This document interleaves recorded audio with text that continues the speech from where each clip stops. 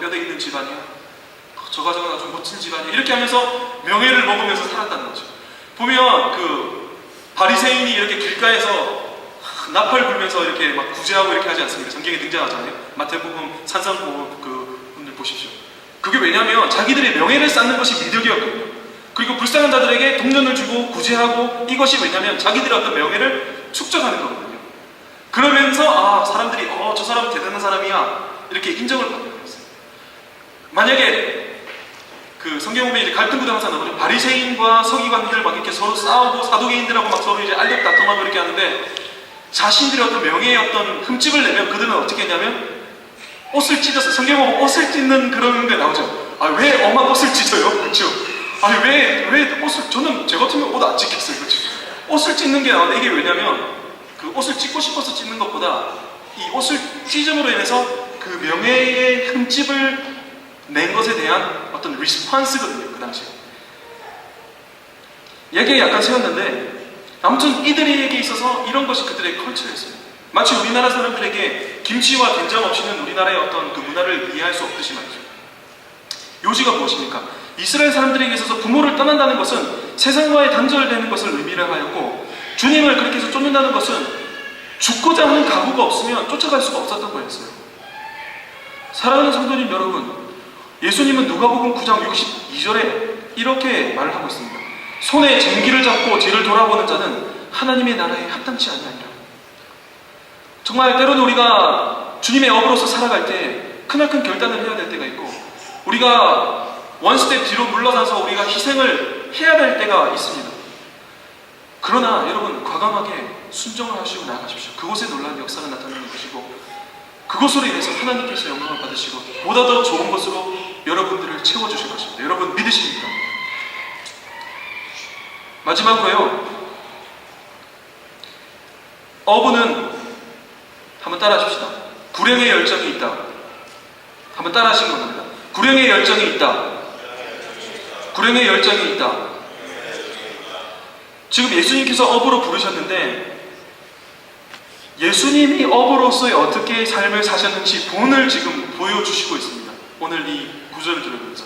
사실 그렇잖아요. 나를 따라오느라 내가 사람을 어부가 되게 하겠다 했는데, 불러놓고 자기는 어부 같은 사람 안 사면 그건 이렇게 말이 안 맞지 않습니까? 예수님께서 가장 훌륭한 어부로서, 구약시대에는 심판의 구주로 오셔서 애국왕 바로를 낚았던 어부로서, 그리고 계시록에 등장하는 어떤 구원의 어부로서 예수님께서 그 본보기를 보여주고 있습니다. 우리 한번 살펴보기 원하는데, 8절을 한번 보면요, 지금 예수님이 뭘 하고 계시냐면, 약간 앞이죠? 18절입니다. 죄송합니다. 18절에 보면 갈릴리 해변에 다니시다가 되어 있어요. 예수님은 바다를 지금 다니고 계십니다. 21절을 보십시오. 거기서 더 나아가시다가 예수님은 또 다니셨습니다. 근데 예수님의 부지런함은 여기서 끝이 나지 않습니다. 23절을 한번 보십시오. 23절을 보면 두루 다니신다라고 되어 있습니다. 이 말은 그냥 아무 생각 없이 막 다녔다 이런 말이 아닙니다. 이게 무슨 말이냐면, 예수님이 다니실 때, 야 너 일로 와, 야 너도 따라와, 이렇게 해서 사람들을 이렇게 두루두루 데리고 다니셨다는 그런 내용입니다. 마치 우리가 그 드라마 보면, 병원 그 드라마 보면 그 대장의사 선생님이 이렇게 앞에 딱 하면 뒤에 삼각형으로 이렇게 쫙 이루어서 이렇게 저벅 걸어가면 막 따라가지 않습니까?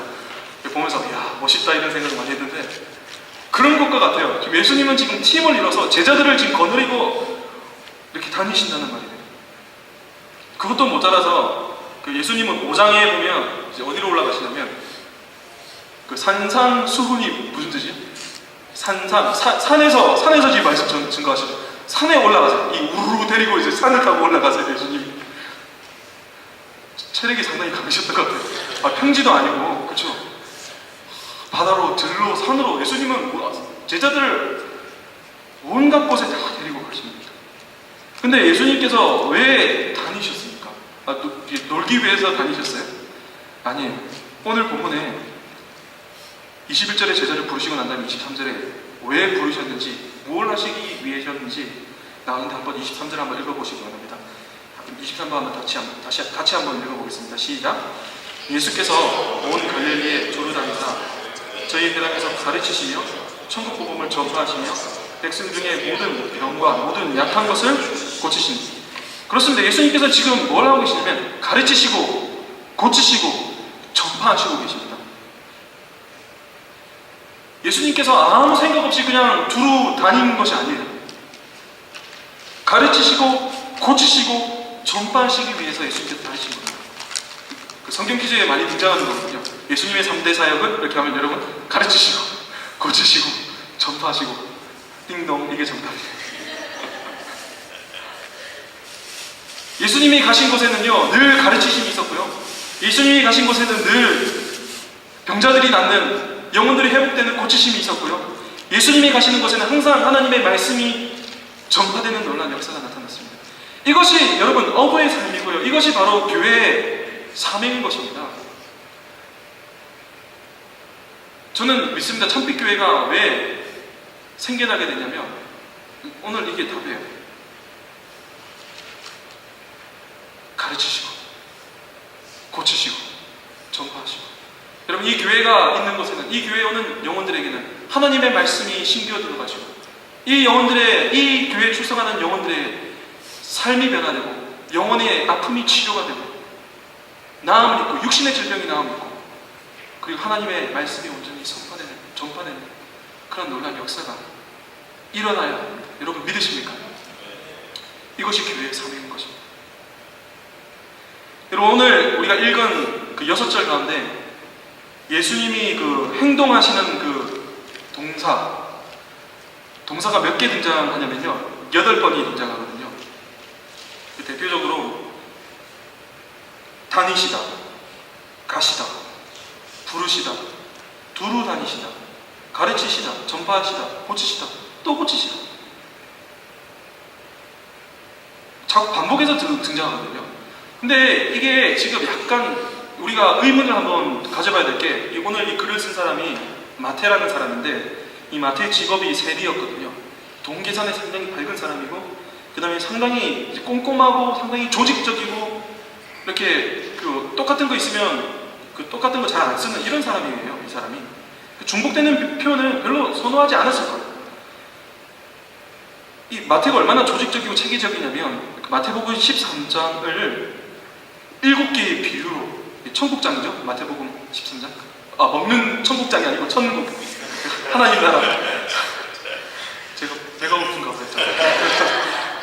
하나님의 나라에 관한 그 말씀이 마태복음 13장인데 이걸 7개의 비유로 아주 일목요연하게 지금 요약을 하고 있고요. 마태복음 1장에 예수님의 족보를 14대 이렇게 딱 조직적으로 기억을 쉽게 이렇게 잘 정리하는 사람이에요.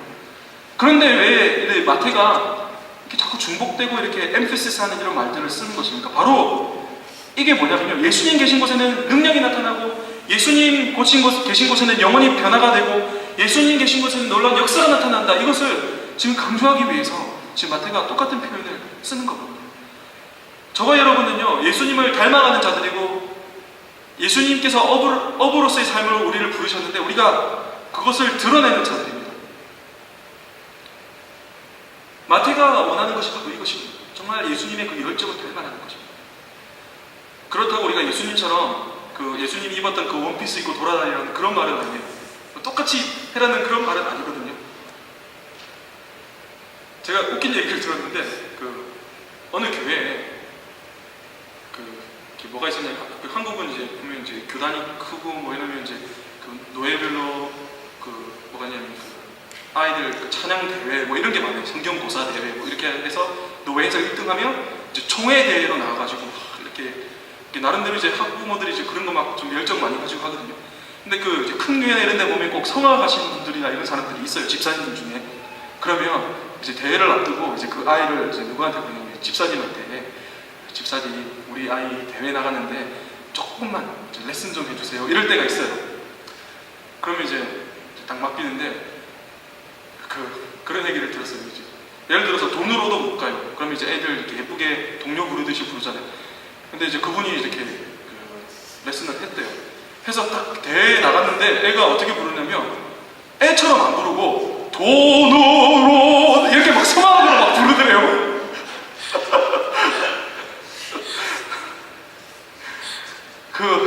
제가 그 얘기를 듣고 얼마나 웃겼는지, 걔가 뭐 탈락을 했는지 붙었는지 모르겠는데 너무 이제 똑같이 따라하려고 상황을, 그러니까 애가 애다운 면이 없어졌던 거죠.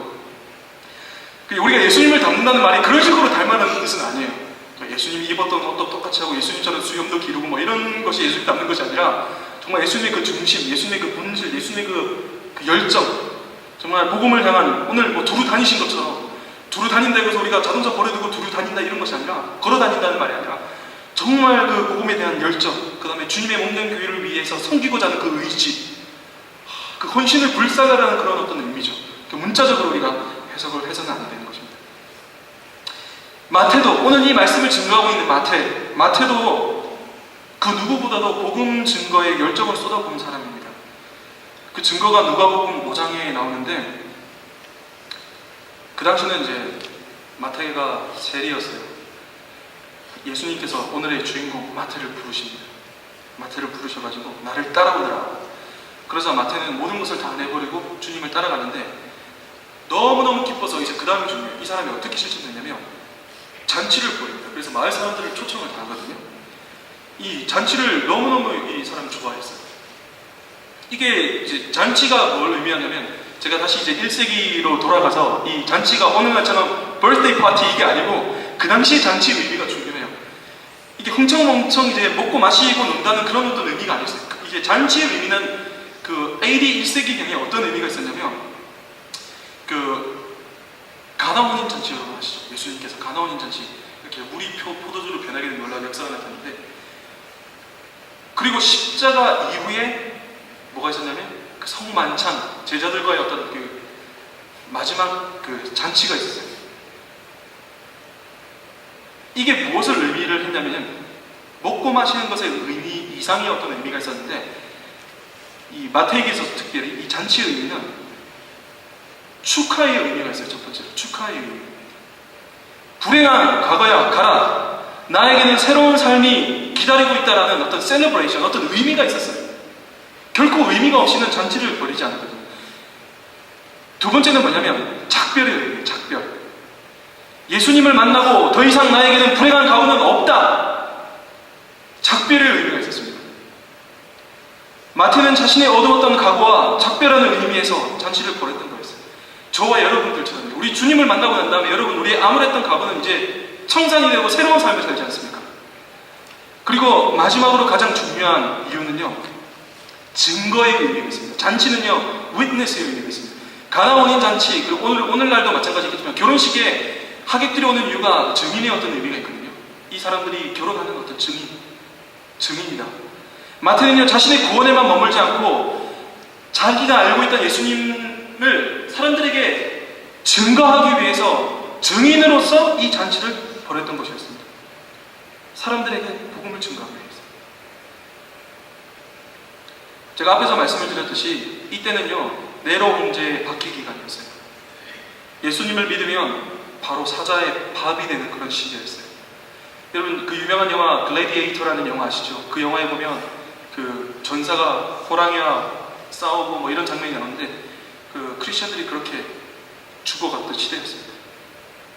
그런 시대에서 마태는 주일날 말씀을 전파를 어떻게 했냐면, 여러분 이번 주 안 걸리도록 조심하십시오, 이렇게 설교를 안 했어요. 마태는 집에 꼭꼭 숨으십시오, 머리카락 보일라, 그렇게 설교를 안 했어요. 마태는요, 오늘 본문처럼